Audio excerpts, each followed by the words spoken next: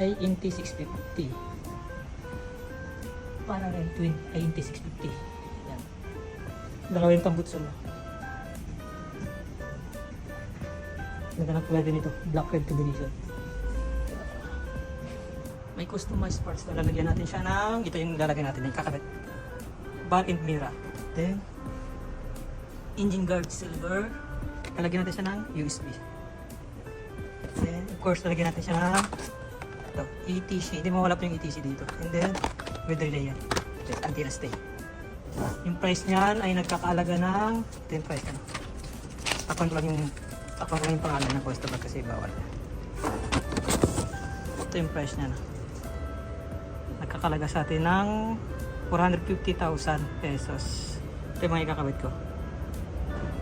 450,000 pesos. 1 million yen. 1.1 million yen.